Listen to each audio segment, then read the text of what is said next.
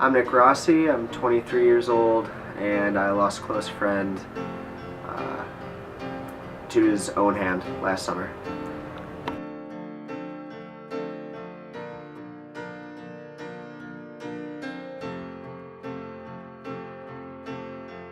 It was one night. It was in June.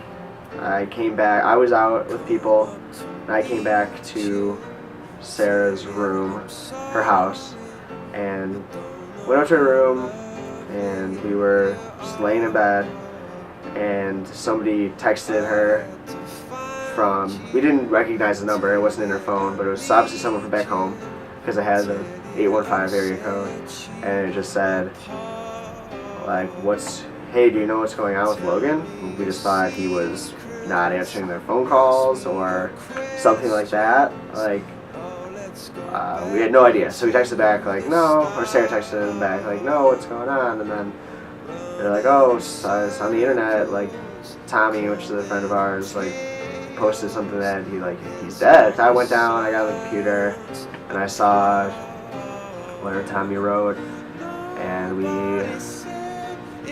Sarah was calling Tommy while I was doing that, and she was on the phone with him when I came back upstairs, and she was crying, so I knew that it was true. And we basically, and that was at like in the middle of the night, so we just basically cried until really late in the morning.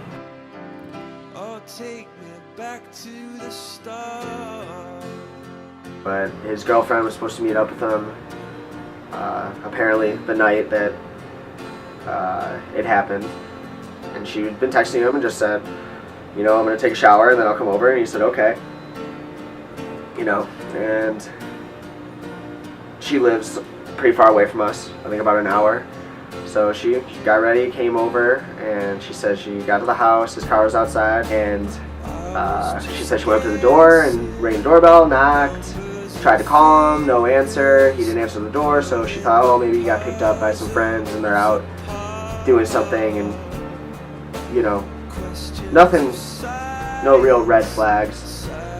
And until she left a note in his car, but I guess the next day when she was trying to get a hold of him and he still wasn't answering her calls, they started looking for him. They thought he was missing. She was calling friends, she was calling family of his, and eventually they figured, oh, he's probably at Carl's house. His dad. When it happened, basically, he used one of his dad's guns to shoot himself in the head, and it was pretty, it was pretty certain that he'd done it to himself, and it made sense to me. When I heard that he was dead, I assumed it was suicide. Everyone was shocked that it was Logan, because Logan was basically, I don't know, the funniest dude that we all hung out with. Like, he was just that guy. He was always cracking jokes, always laughing, making fun of himself, making fun of other people. And he was just I want to say he was everybody's friend, because he definitely wasn't everybody's friend, but the people that he felt deserved his friendship, which was all of us, all of our extended group of friends, got it. And he was a good friend. If you really needed him, he would be there for you. And he seemed to be like mature, I guess is what most people say. Like he understood that there's parts of life that suck, but you just gotta laugh it off. He's definitely one of those people where I feel like a lot of people felt like he was their best friend, because he would be there for them when they needed him. People were just shocked, because I understood, and other people understood, just because he was frustrated with his own life, but he was not, I would never say he was a depressed person, or, you know, stereotypically depressed, like what people might assume about people that commit suicide, that they're loners and they are just like at the end of the rope and there's no reason to live. Because I talked to him a couple months before And I mean, it was sort of noticeable that you could tell he was down. Like, he was just, I think he just didn't see where his life was going. He was still in school. A lot of people were graduating. He was still working like a dead-end job at a pizza place. Like, and he knew he was smarter than that. He knew there was other factors that were holding him back. So I felt like he felt trapped. But I mean, I remember him saying,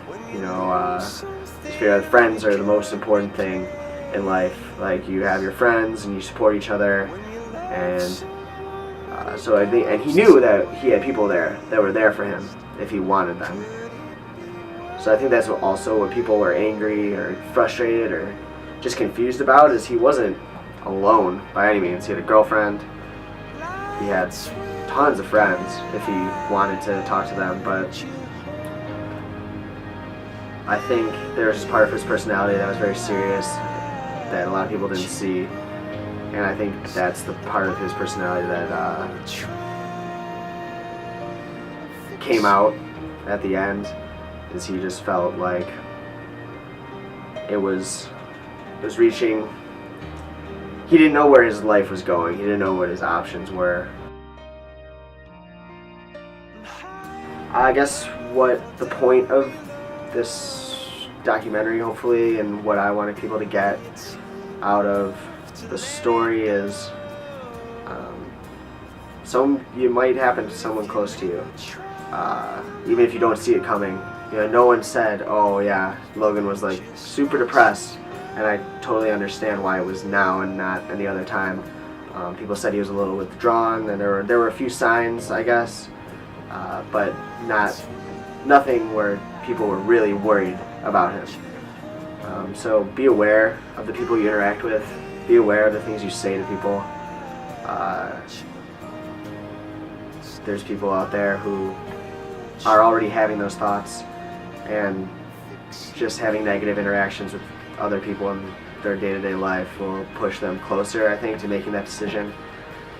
And also, if you yourself are having those thoughts, I don't think it's unnatural, and don't think that you're alone. I mean, I think it's completely natural to feel that sometimes, that maybe there's nothing left for you to live for, or it's just you can't take it. But I'd say talk to somebody.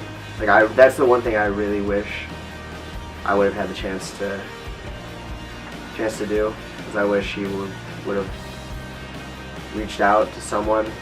Not never even necessarily me. I mean, if it was me, I would have